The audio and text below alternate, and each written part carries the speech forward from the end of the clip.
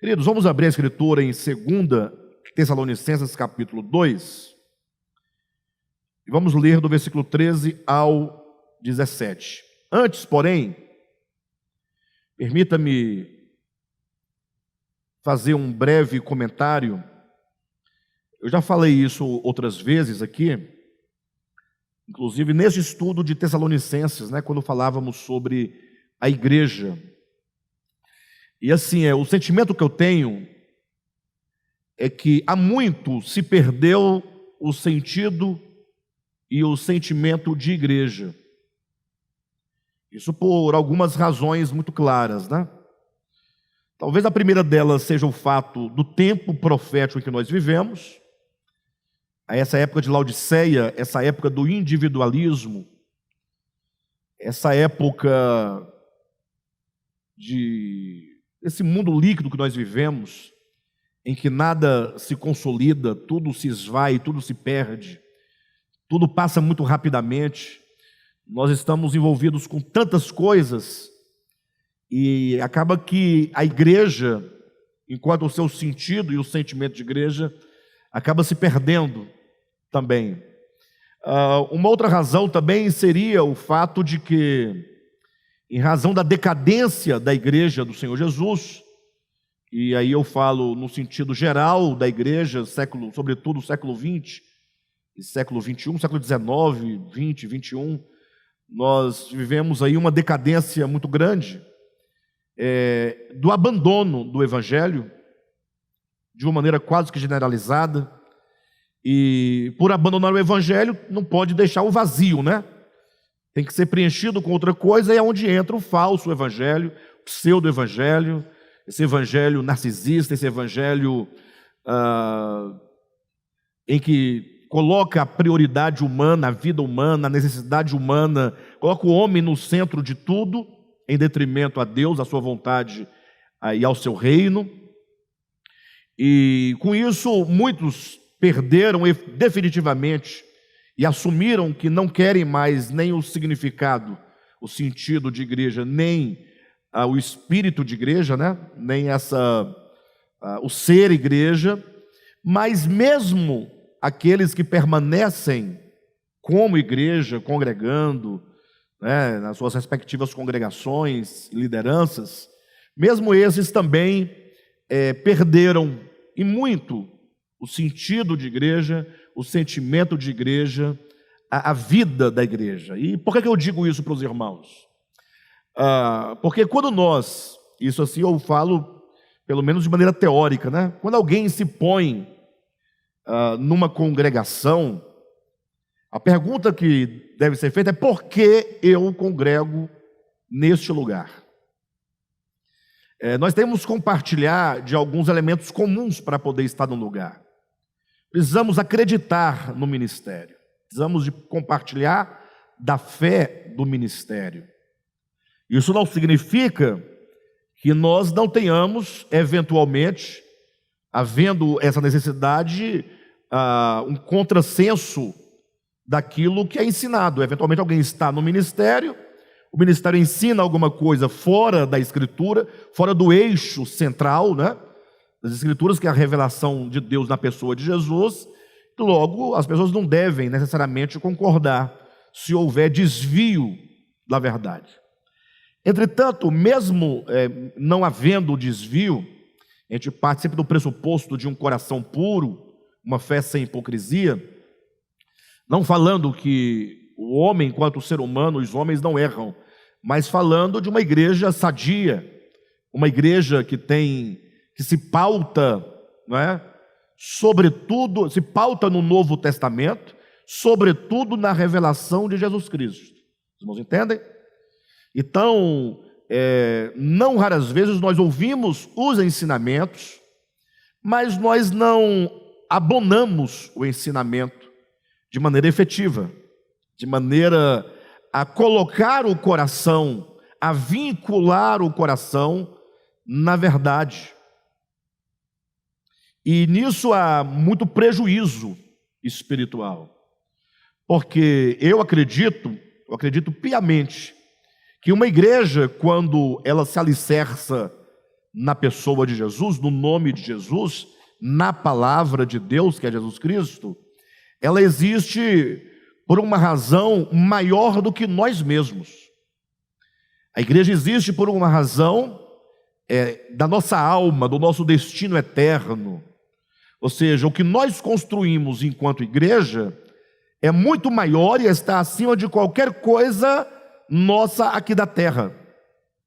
E eu observo muito, e eu tenho visto que quanto mais existe uma denominação facciosa, quanto mais facciosa, quanto mais herética e facciosa, mais as pessoas se vinculam àquele ministério, no sentido do acreditar, do se apegar, do seguir, do defender.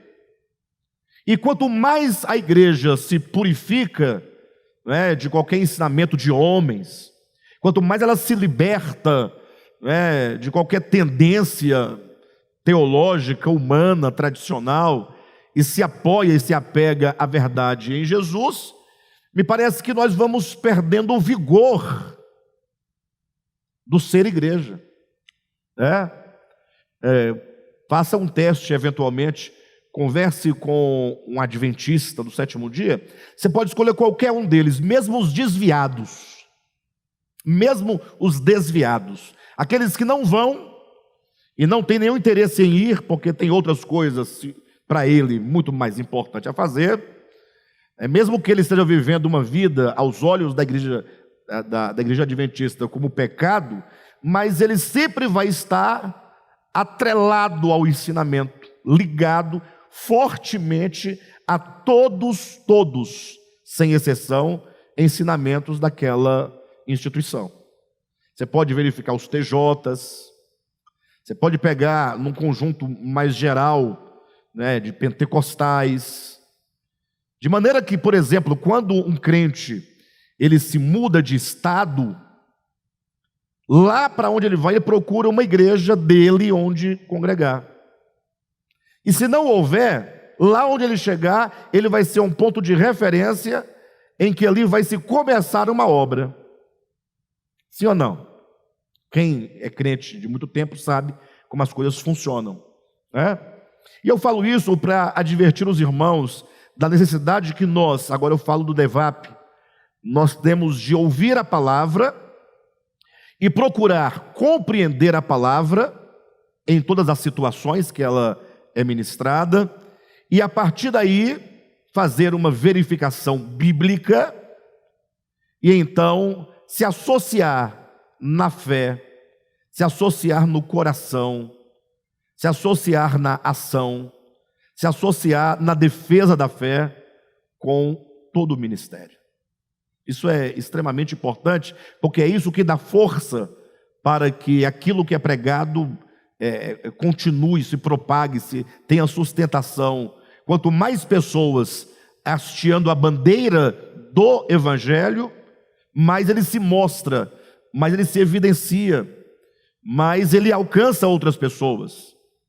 Diferentemente de quando o próprio Jesus fala sobre isso, Só que ele fala num outro contexto.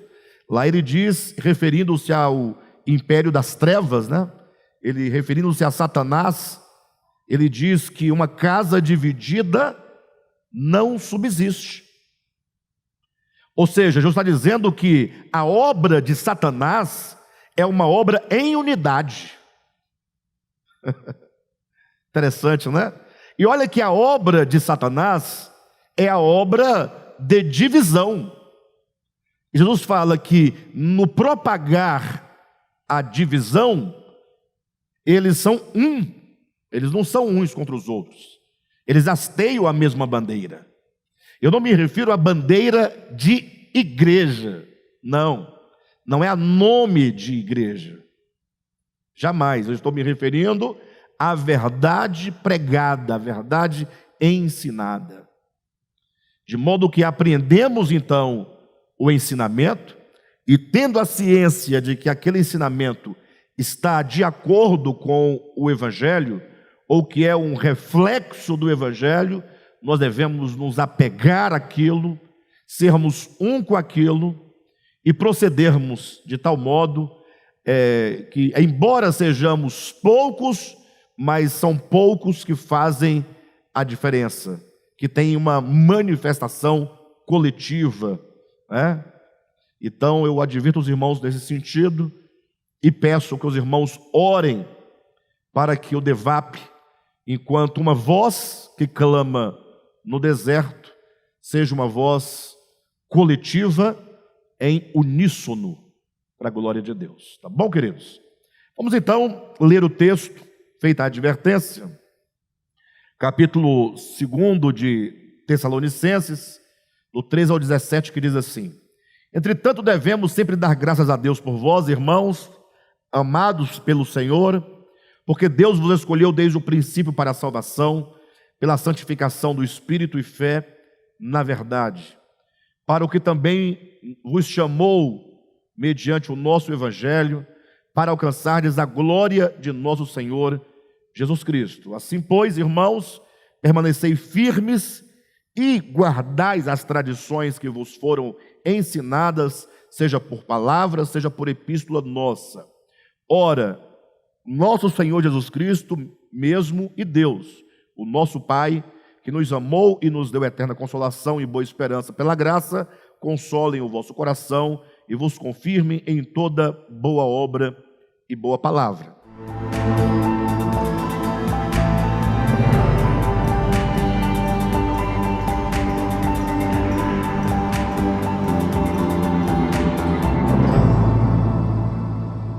Bem, a nossa advertência passa exatamente pelo que esse texto está dizendo. Nós vimos aqui na semana passada, já falamos, eu quero apenas trazer a memória dos irmãos, como que o apóstolo Paulo, ao se dirigir agora a um outro grupo de pessoas, esse outro grupo a que ele se refere são os que amam a verdade. Porque até então, no versículo 12 para trás, ele havia falado do grupo daqueles que não amam a verdade. Ele havia dito sobre aqueles que, por amarem a mentira, né, eles então estão sujeitos agora ao próprio engano.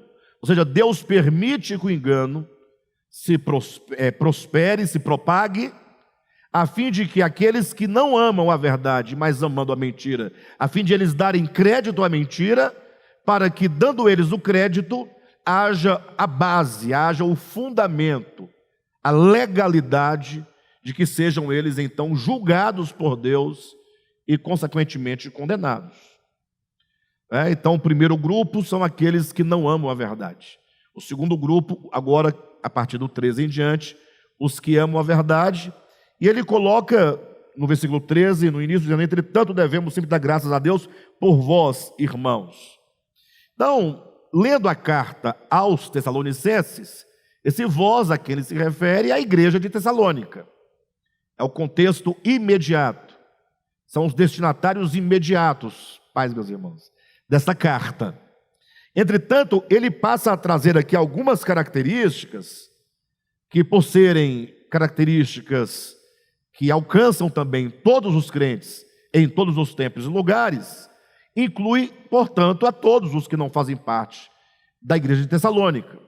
Ele diz: entretanto devemos sempre dar graças a Deus por vós. E aí ele fala: irmãos amados pelo Senhor, porque Deus vos escolheu desde o princípio para a salvação, pela manifestação do Espírito e fé na verdade. Ou seja, ele coloca em pauta aqui o amor do Senhor por nós. E quando se coloca o amor aqui, não é o amor comum, não é o amor geral, não é aquele amor de que diz lá em João 3,16, porque Deus amou o mundo de tal maneira que deu seu Filho unigênito. Aquele amor é o amor geral, é o amor do Criador para com a sua criação na sua totalidade. Este amor de que diz Paulo, e ele vai repetir isso na maioria de suas cartas, é o amor eletivo. Quando se lê, por exemplo, em Romanos capítulo 8, versículo 29, quando diz: e aos que de antemão conheceu, também os predestinou. Quando tem essa expressão, aos que de antemão conheceu, esse termo conheceu no grego, gnosko, ele pode ganhar duas acepções: gnóstico, conhecer, enquanto Deus soube quem eram vocês, perfeito?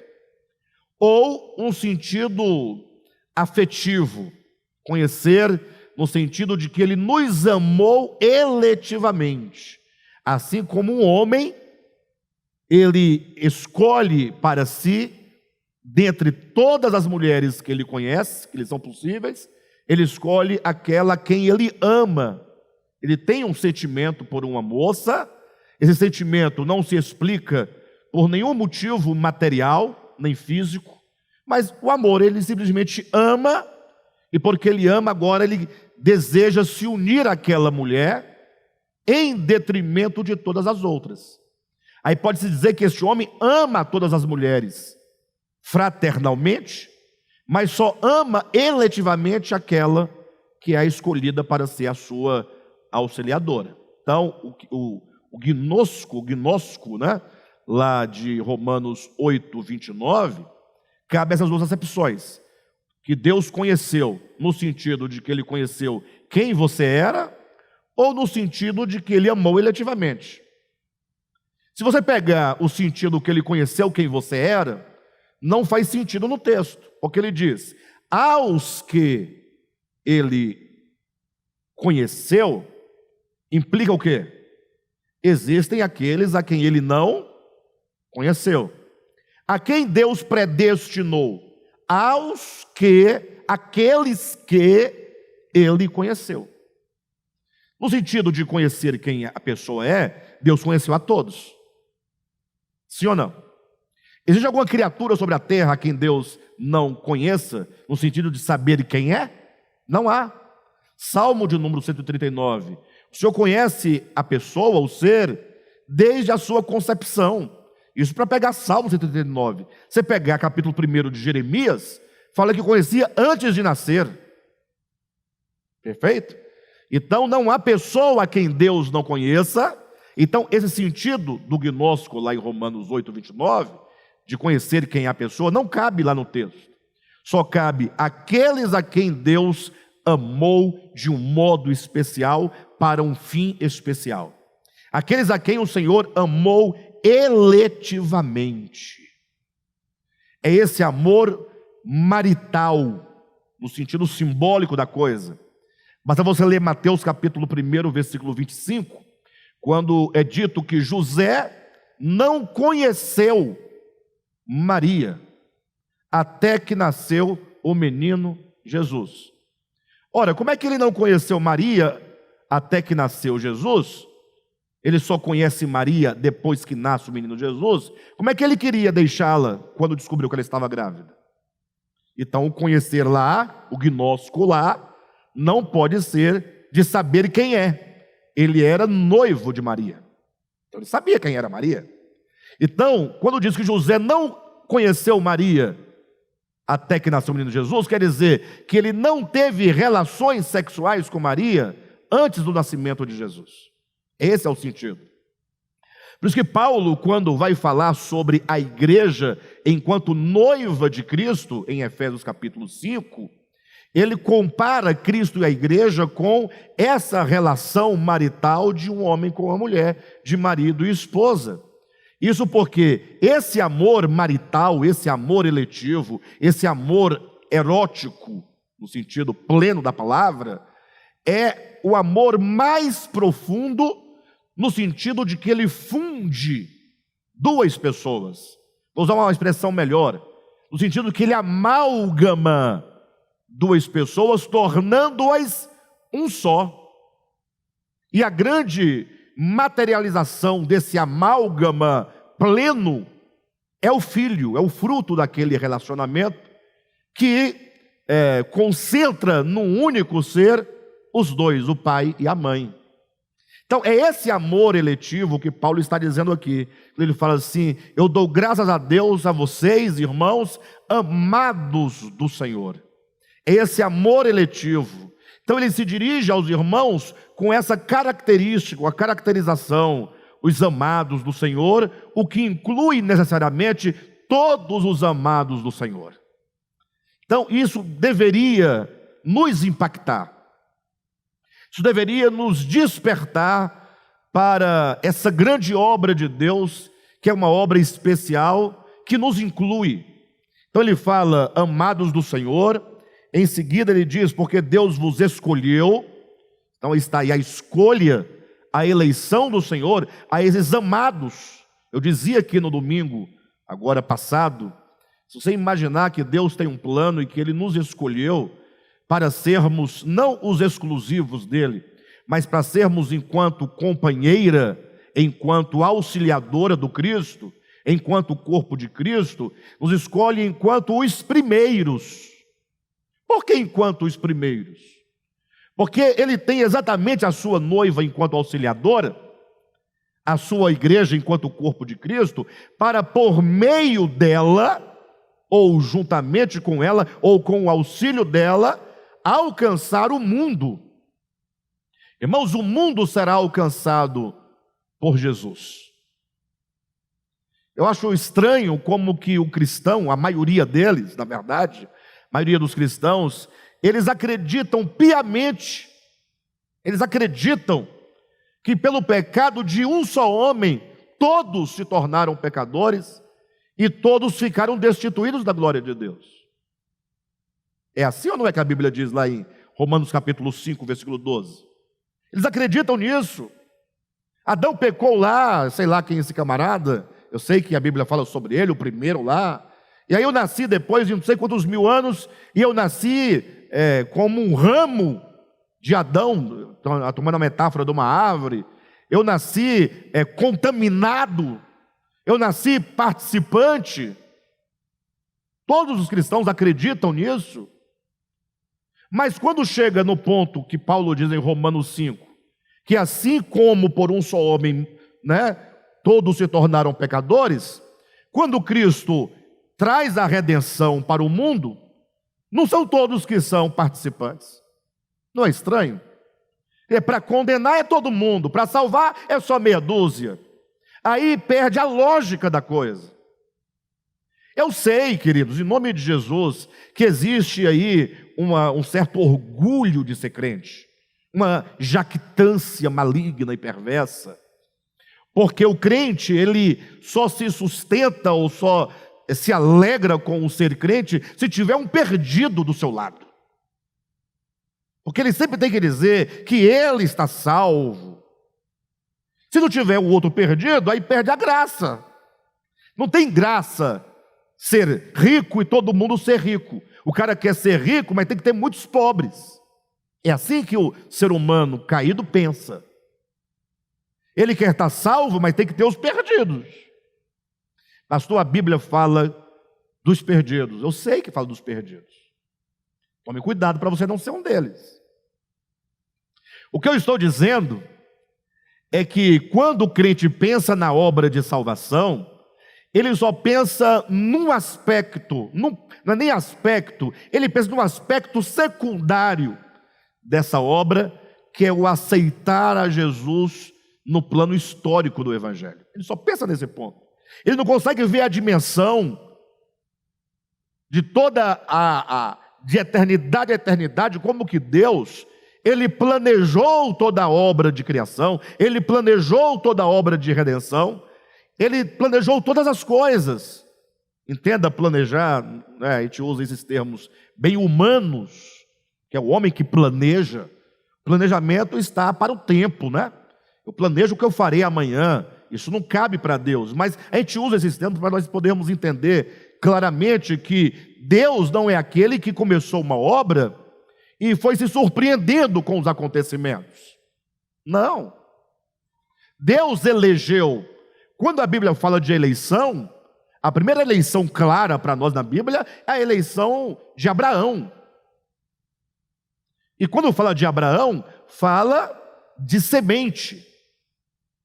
Abraão, ele foi eleito por Deus. Deus escolhe Abraão, dentre tantos ali em Ur da Caldeia, para que dele nascesse, da sua semente, viesse uma prole, viesse uma descendência. E Paulo é claro quando fala isso em Romanos capítulo 9, quando ele fala de Jacó e Esaú, amei a Jacó, porém me aborreci de Esaú.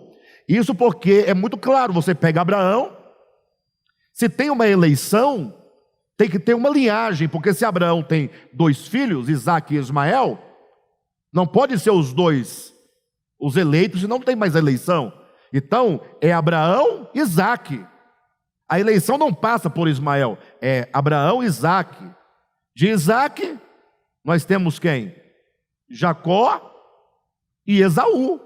Então, de Isaque vai para Jacó e não para Esaú. Ou seja, é a linha que forma a nação de Israel. E Israel, enquanto nação, não era um povo eleito para ser salvo em detrimento à humanidade que estava perdida. No sentido de salvação mesmo, de fato e de verdade, Israel não era diferente de nenhuma nação, no termo prático da coisa. Ele era diferente porque era um povo escolhido, era um povo santificado, era um povo separado, era um povo a quem Deus concedeu uma série de revelações, né, acerca da sua graça, da sua redenção, a exemplo do templo, das ofertas, dos sacrifícios, do altar, dos sacerdotes, enfim. Então ele era um povo diferente por ser um povo que Deus escolheu para, a partir de Israel, alcançar o mundo.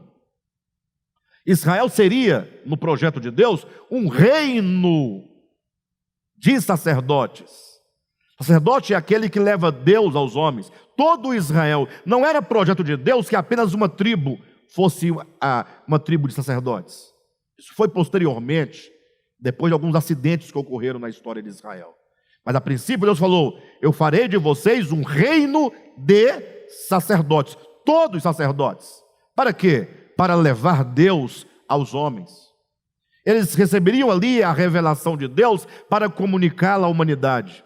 Estava previsto lá atrás, antes de Abraão ter o seu primeiro filho, estava dito: em ti serão benditas todas as famílias da terra. Isso está escrito lá em Gênesis. Paulo vai dizer isso em Efésios capítulo 1, ele vai dizer claramente também,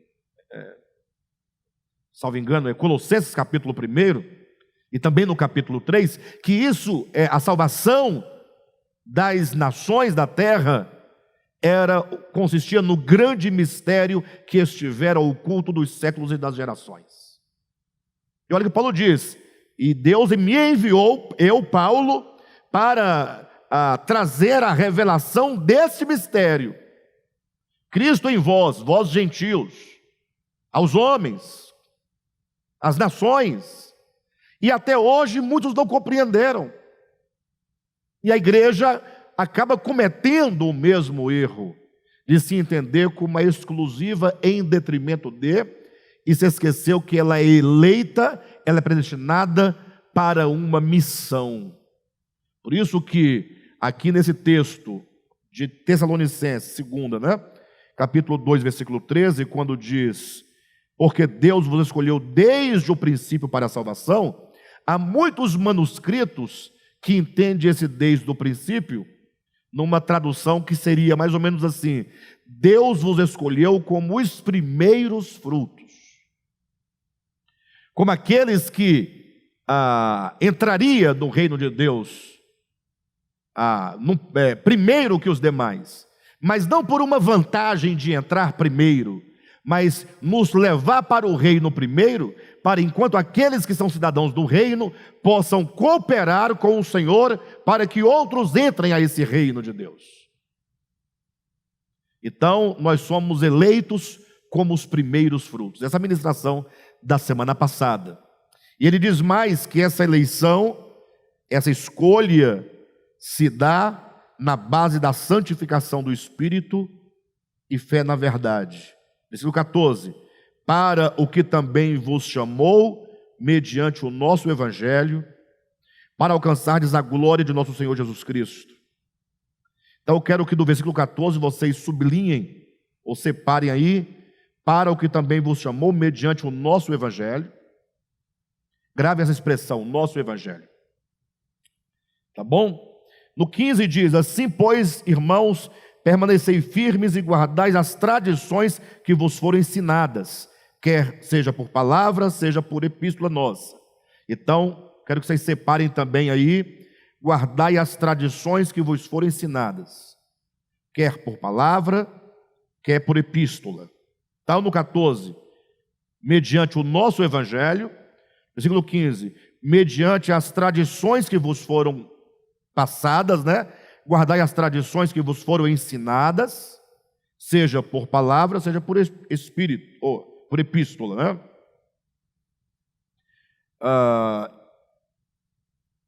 Bem, por que esses dois pontos serem grifados?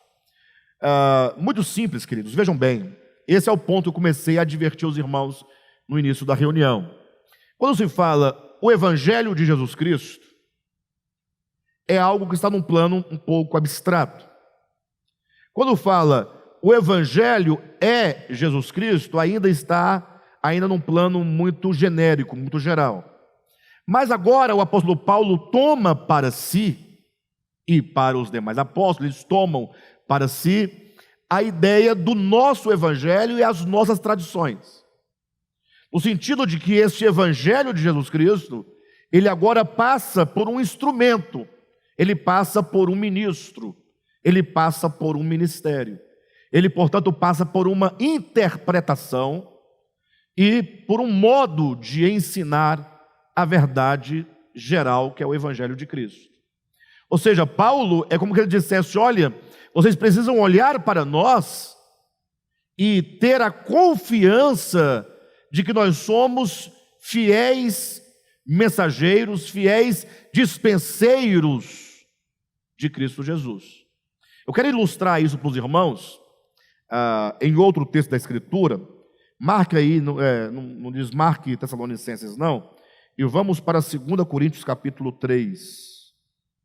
Quando Paulo, lá no versículo 1 diz: começamos porventura outra vez a recomendar-nos a nós mesmos, ele está dizendo dele, Paulo, enquanto apóstolo, no caso dos seus cooperadores, daqueles que compunham o ministério paulino.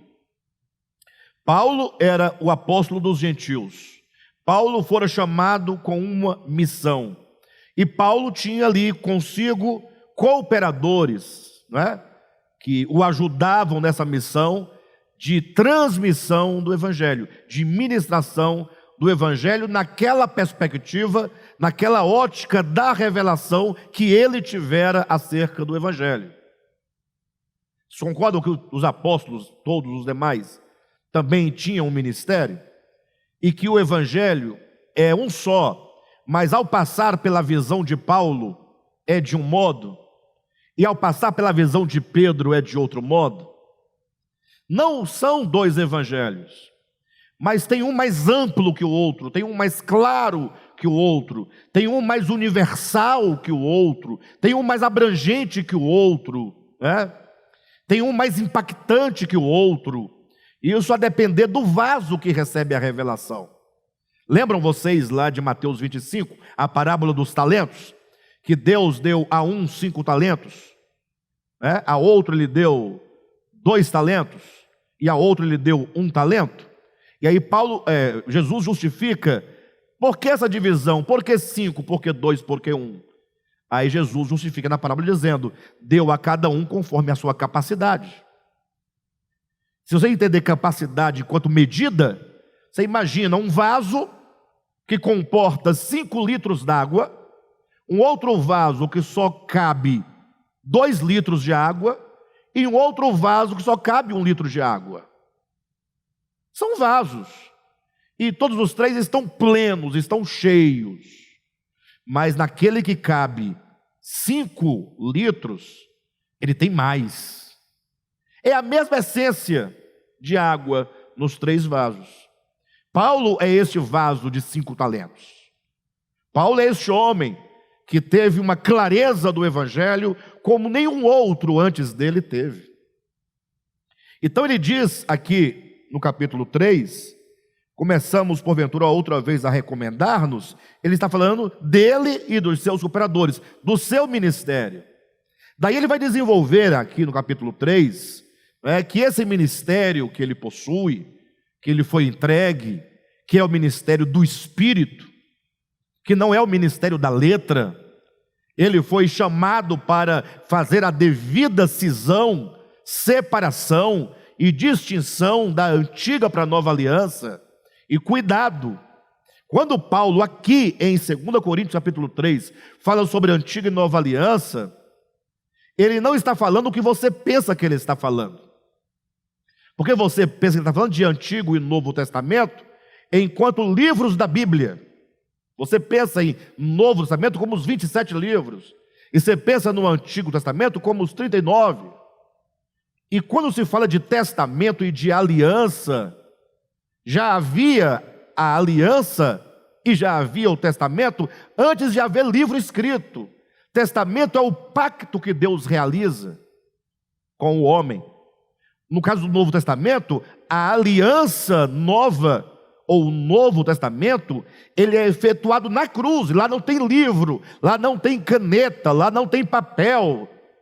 E ele diz que essa nova aliança é, na verdade, o pacto do relacionamento, que é o pacto da graça, mas é o modus operandi do relacionamento que só acontece no espírito humano, e não por meio de qualquer outra coisa.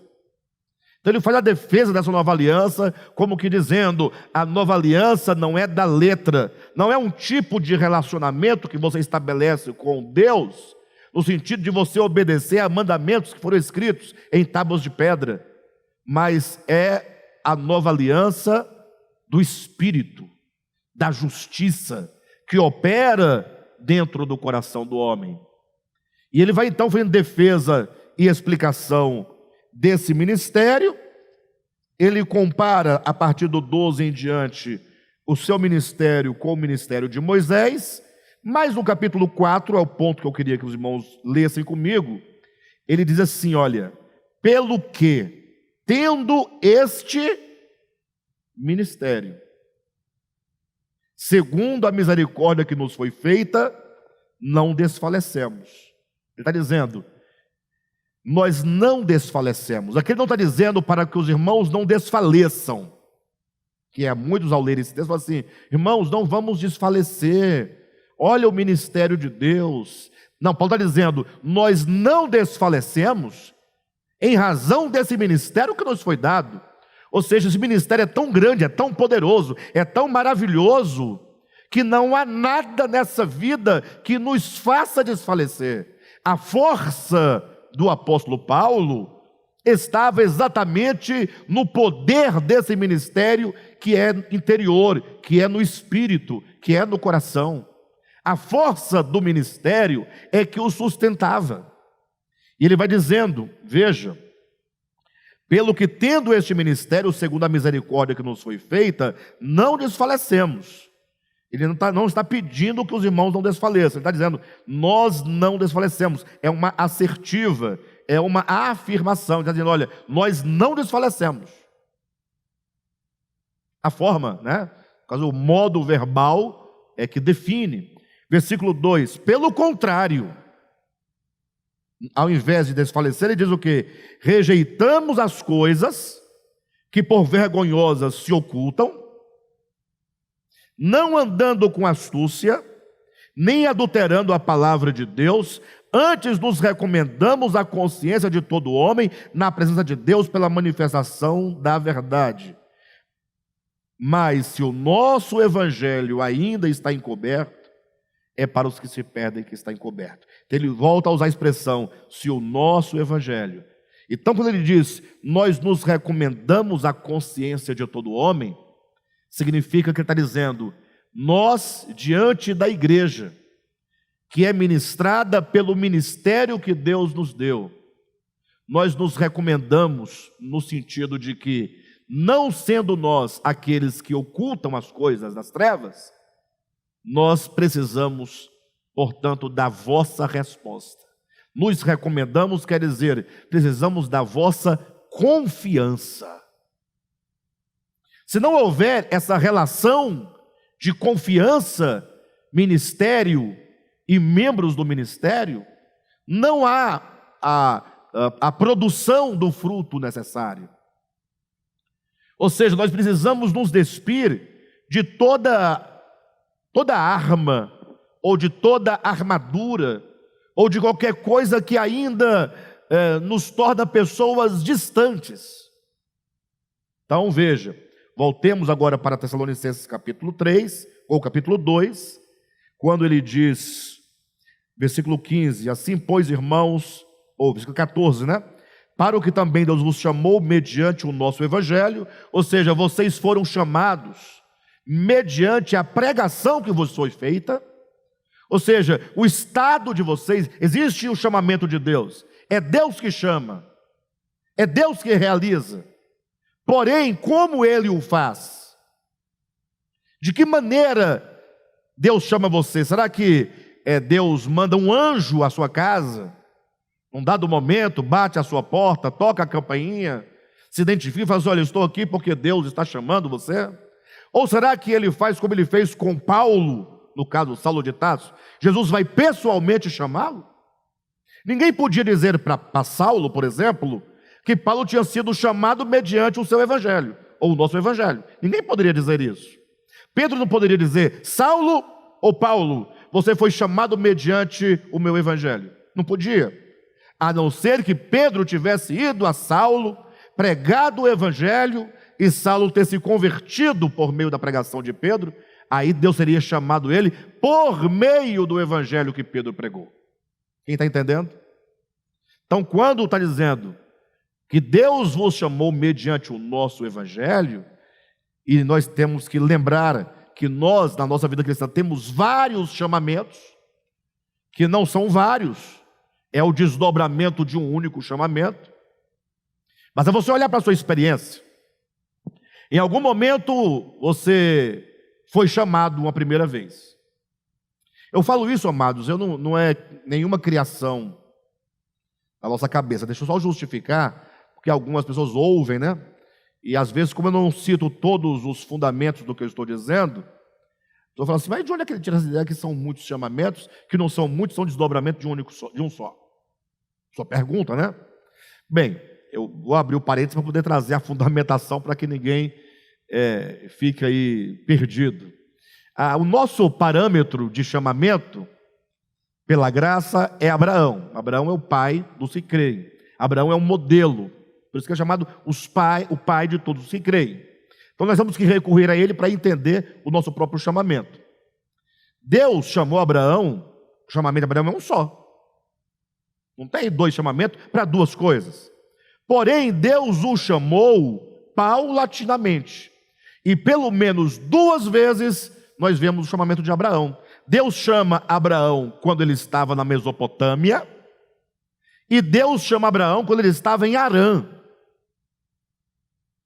Se você ler Gênesis capítulo 12, capítulo 11 para o 12, vai dizer que Deus apareceu a Abraão quando ele estava em Harã. Não, em Ur da Caldeia. Ur da Caldeia. Quando você lê Atos capítulo 7, na mensagem lá de Estevão, lá no Sinédrio, ele vai dizer que Deus apareceu a Abraão quando este estava em Harã, quando ele habitava em Harã. Então Deus apareceu a primeira vez, chamou, Abraão atendeu parcialmente ao chamamento de Deus, porque ele sai de Ur da Caldeia, mas ele leva consigo seu pai, sua mãe, seus primos, ele leva consigo. Na primeira vez Deus fala, Abraão, sai da tua terra e da tua parentela, e vem para a terra que eu te mostrarei. Então Abraão sai da terra e da parentela. Parentela são os parentes mais distantes. Só que ele leva consigo o seu pai, Terá. E estando agora em Harã, então ele já saiu da Mesopotâmia, de Ur da Caldeia, já atendeu ao chamamento e agora está em Harã. E Deus então aparece novamente em Harã, a Abraão, agora em Harã, e diz, sai da tua terra, da tua parentela, e agora acrescenta, e da casa do teu pai.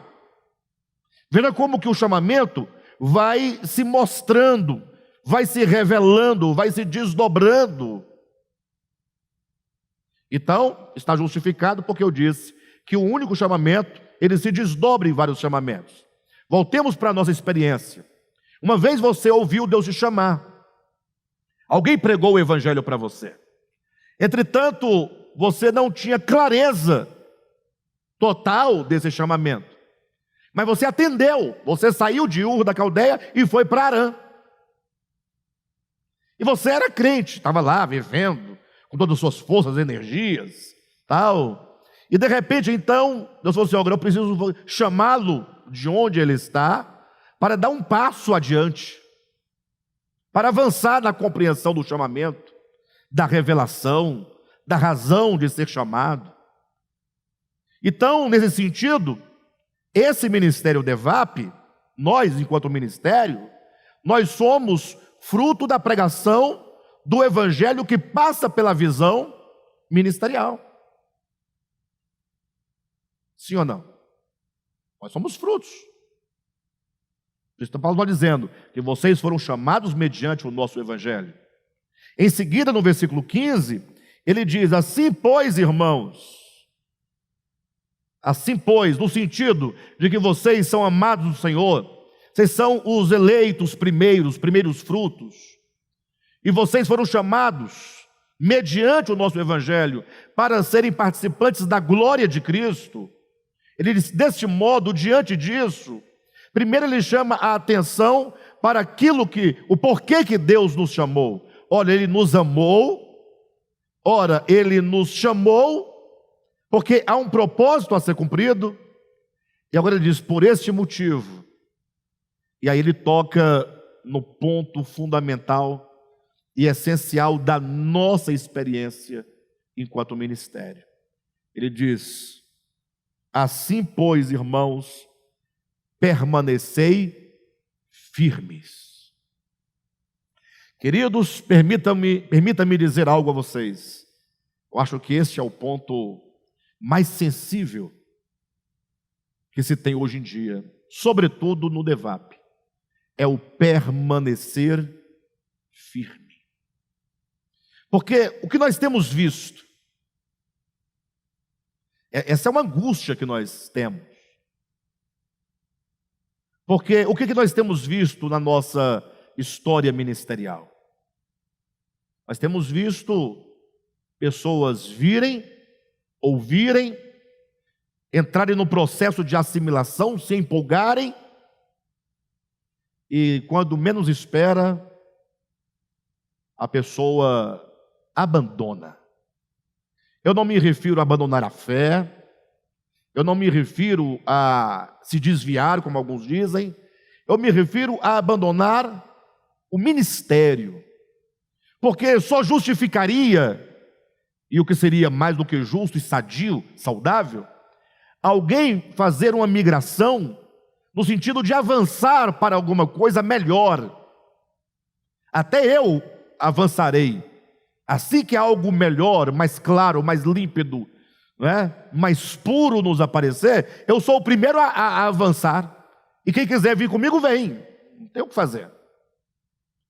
O DEVAP não é um ministério que se engessou. Não, ele é dinâmico. Ele está vivo. Ele sabe que a verdade é maior do que tudo, é maior do que nós, é maior do que o nosso entendimento.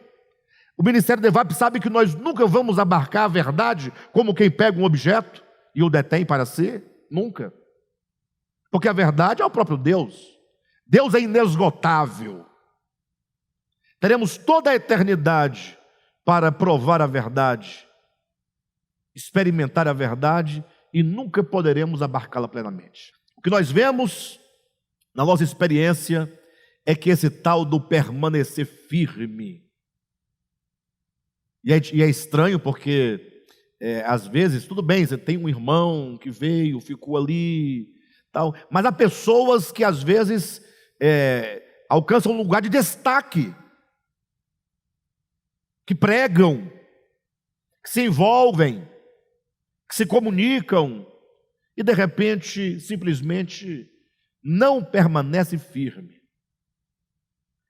E olha que Paulo diz assim, olha, permanecei, Assim, pois, irmãos, permanecei firmes e guardai as tradições que vos foram ensinadas, seja por palavra, seja por epístola nossa.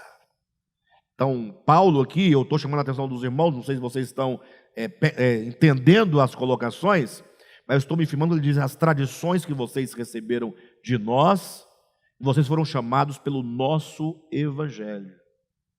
Paulo tinha a convicção e a confiança do que era o ministério que ele havia recebido de Deus. Então, o que Paulo está dizendo aqui, vamos seguir a linha. Ele fala, aqueles que amam a verdade. Só tem um problema, amar a verdade não é algo geral e genérico ou não é? Onde é que essa verdade, ela ganha a consistência? Quando é que a verdade ganha consistência? Exatamente no ministério. Porque é no ministério que a verdade, ela vai ganhar a sua conceituação, vai ganhar a sua feição. Se você perguntar assim para um cristão qualquer, você ama a verdade? O que ele vai te responder? Eu amo a verdade. Mas o que ele chama de verdade? Essa é a grande questão.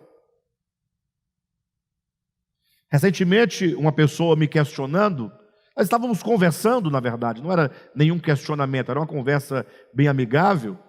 Era um irmão que, inclusive, estava perguntando para melhor compreender, para aprender. Mas ele chegou num ponto e falou assim, olha, Alexandre, eu entendo perfeitamente o que você está colocando, sou totalmente favorável, agora eu vou ser honesto contigo.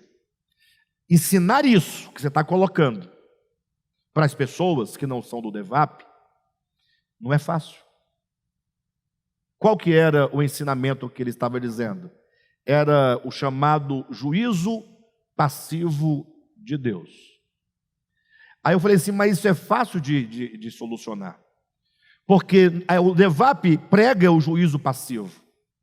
O que é o juízo passivo? É que Deus criou todos os homens, seres inteligentes, e que esses homens estão sujeitos a todas as consequências dos seus atos, mediante a lei universal da semeadura e da colheita. Aquilo que o homem semear, isso também se fará. Nós entendemos que Deus, Ele está sempre com os braços estendidos para salvar o homem. Mas o homem, às vezes, ou não raras vezes, ele toma para si caminhos que o conduzem à morte. E Deus diz, olha, esse é um caminho de morte. Deus envia os profetas, Deus envia Jesus Cristo, Deus envia o Evangelho, Deus envia os apóstolos, Deus envia os missionários, envia a igreja. Deus usa de toda situação para converter o homem do seu mau caminho, porque Deus não tem prazer na morte do ímpio. Mas esse homem acaba chegando a sofrer a consequência do seu próprio afastamento. Passa a sofrer as consequências da sua miséria, o caso do filho pródigo. O filho pródigo chegou, ele teve consequências, o ato de ele ter deixado a casa do pai? Sim ou não?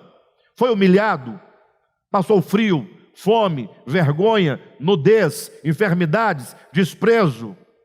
Mas foi o pai que aplicou isso no filho?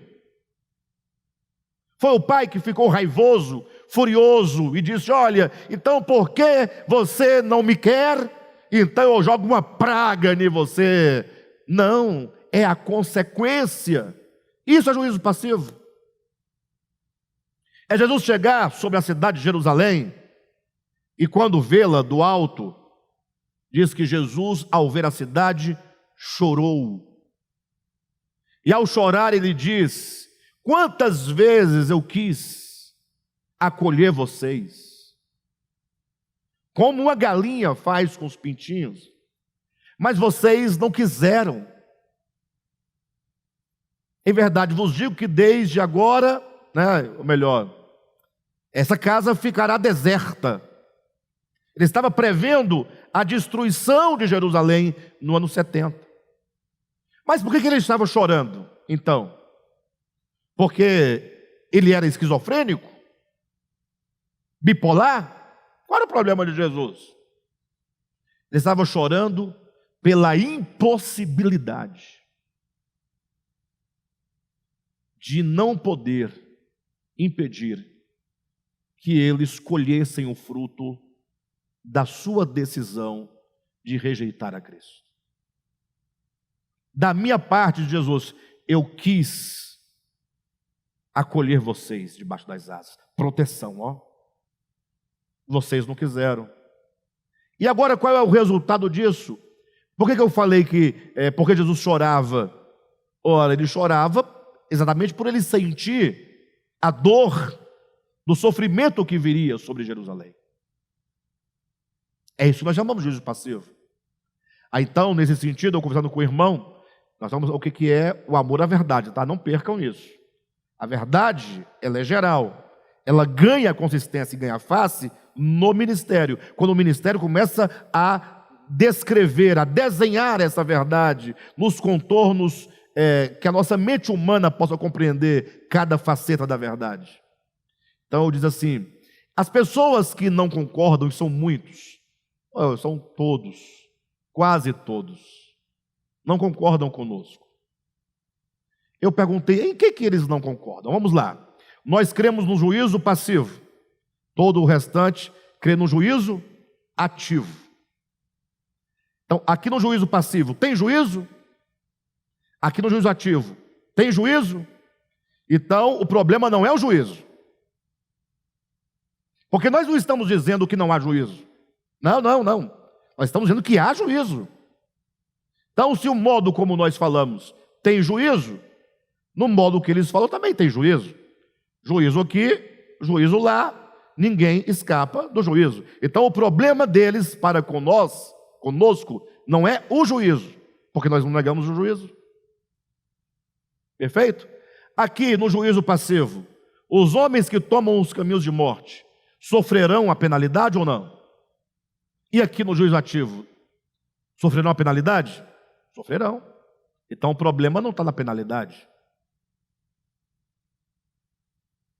Aqui no juízo passivo, é Deus que está com a espada matando porque ele está raivoso? Não é? É uma consequência de uma lei universal criada por Deus? Não é Deus assim, filho. É Deus chorando com as mãos estendidas. E aqui no juízo ativo, é Deus degolando, enfiando a faca, acendendo fogo. Então, onde está o problema? Na feição de Deus. O problema entre juízo ativo e passivo não é o juízo em si, qual é a face do Deus que você crê. Aí eu disse para você então fazer o fechamento diante de qualquer pessoa, você chama um artista, um pintor, descreve esse quadro e descreve esse outro quadro e manda ele pintar, ele retratar em desenho, pintura, esse acontecimento e esse acontecimento. De um lado, desenha um Deus com as mãos estendidas, chorando, e um povo que o rejeita e continua a rejeitá-lo, mesmo colhendo o fruto, e ele sem nunca encolher as suas mãos. E desenha um quadro de um Deus descendo irado, com espada, com anjo, tocando fogo, destruindo rios, destruindo floresta. Aí você fala assim, essa é a face do seu Deus. E essa é a face do Deus em que nós cremos. E aí quando chega nesse quadro pintado, você então tomou a verdade, que é geral, Deus é a verdade, e você deu uma feição a essa verdade. É o ministério quem faz esse desenho. É o ministério quem faz essa leitura e traz nesse sentido, para que vocês creiam na verdade e amem a verdade. Tem muita gente que está amando esse Deus despótico, pintado pela religião humana, que em nada se assemelha a Jesus Cristo, porque eu só conheço o Deus da face de Jesus. Quem está me entendendo? Então os irmãos entendem agora a importância do ministério? Então vamos colocar as coisas em ordem. O texto de Paulo a Tessalonicenses está falando sobre aqueles que amam a verdade e aqueles que aborrecem a verdade. Estamos agora falando daqueles que amam a verdade. Esses que amam a verdade, eles são chamados mediante a pregação do Evangelho pelo ministério de Paulo. E Paulo os ensinou, quando Paulo fala aqui, para guardar as tradições que vocês receberam, quer por palavra, quer por epístola, ele quer dizer, tradições aqui, não são as tradições humanas, são os ensinamentos que foram dados. Ensinamentos estes que são como que a refratação do Evangelho. Porque quando se fala, o que é o Evangelho? Você não traduz o Evangelho. O Evangelho é Cristo. O Evangelho é Deus manifestado em Jesus. É Deus que se faz carne para mostrar ao homem quem é Deus. Isso é o Evangelho. É o Cristo que morre na cruz. É o Cristo que ressuscita. É o Cristo que ascende aos céus. É o Cristo que é exaltado à direita do Pai, que é exaltado. É o Cristo que é o caminho, que é a verdade, que é a vida. Isso é o Evangelho. Só que o Evangelho não precisa também, agora, ser sempre atualizado, na medida em que nós vivemos situações diferentes em cada tempo, em cada lugar? Sim ou não? O Evangelho de Jesus Cristo, ele são como as letras do alfabeto. Agora vocês vão entender. São quantas as letras do alfabeto? 26. Certo? São muitas ou poucas? Muitas. 23 letras.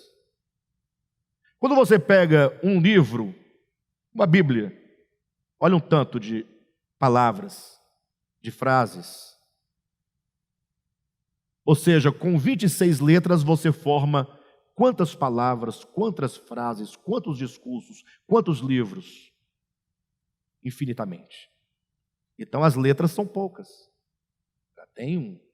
Só que a substância dessas letras formarão na praxis da escrita muitas frases, muitos livros serão escritos, muitos poemas. Quem está entendendo?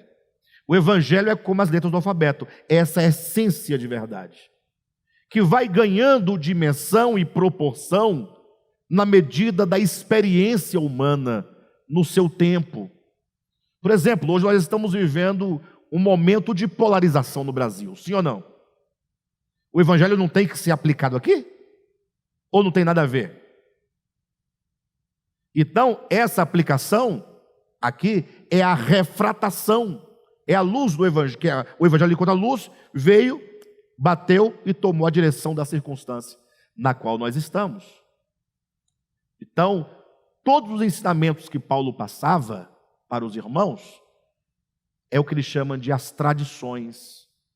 Ou seja, eu ensinei o Evangelho geral, a essência, e esse Evangelho foi aplicado em várias circunstâncias.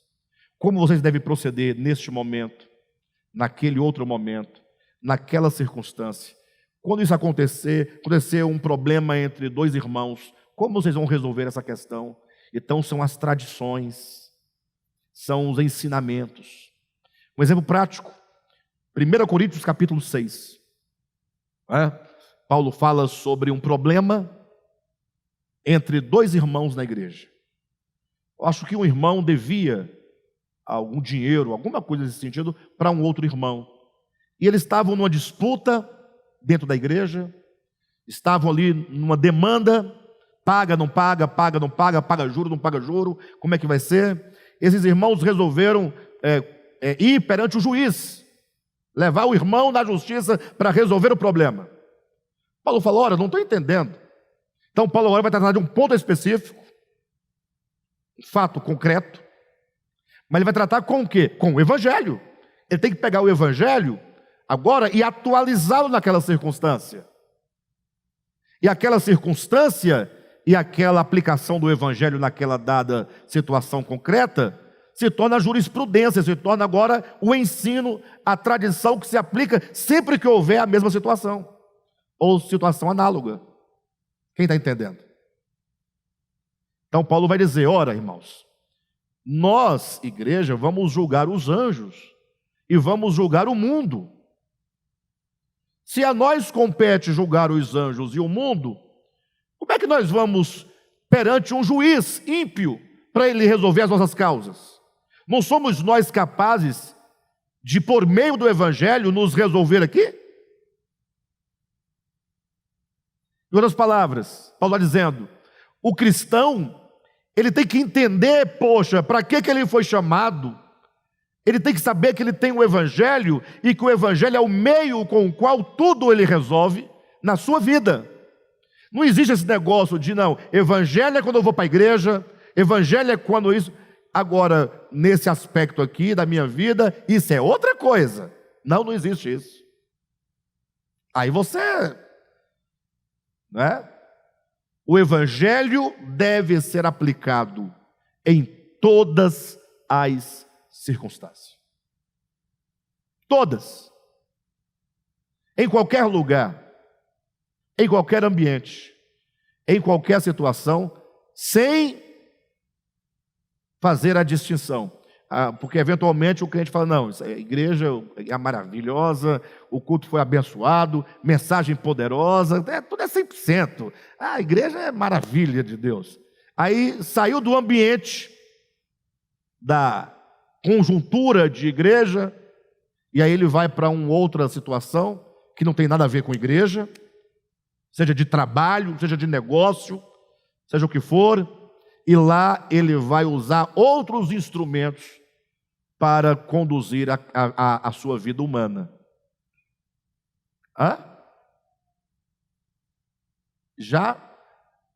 Sim, a partir do estacionamento para lá, já muda tudo. Então Paulo fala, não, nós temos o evangelho, mas vocês devem guardar os ensinamentos. Lógico, ensinamentos que eles receberam oralmente, quando Paulo estava presente ensinando. Aí se você ler 1 Coríntios, você vai observar como que Paulo ensinava baseado em cada situação, em cada circunstância, situação de casamento, situação de adultério, situação de trabalho, situação de pais e filhos, situações de patrão empregado, situação, em toda situação ele ensinando. E agora ele fala, vocês devem permanecer firmes, guardando as tradições, os ensinamentos, aplicando esses ensinamentos em cada circunstância da vida de vocês. Permanecer firme não é permanecer dogmático. Permanecer firme implica necessariamente que você não somente crê no evangelho, mas você se mantém no evangelho, você se move no evangelho, você aplica o evangelho, você não abre mão do evangelho, não existe outro meio de você resolver a sua vida em todos os aspectos, senão por meio do evangelho. Glória a Deus. Por isso que a igreja tem a sua importância, porque ela está sempre trazendo a palavra atual, dizendo, irmãos, nós estamos num problema assim, nós precisamos resolver a questão assim. Agora, cuidado, farei aqui uma correção, para que ninguém tome as minhas palavras de outro modo. Tá certo? Existem, na nossa atual conjuntura, direitos e deveres que nós podemos assumir como cristãos, como cidadãos. Ninguém é impedido de nada, se é legal, se é justo, se está amparado por lei. Agora, o modo como você faz e as razões pelas quais você faz é que você deve atentar para o evangelho. Perfeito?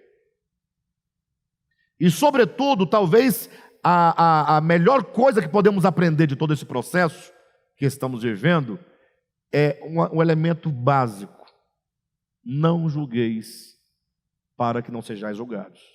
Porque essa ideia do julgamento é grande demais. Eu estou constantemente julgando o meu irmão, que não pensa como a mim. E o meu irmão, em contrapartida, está me julgando. E nós ficamos nos julgando mutuamente.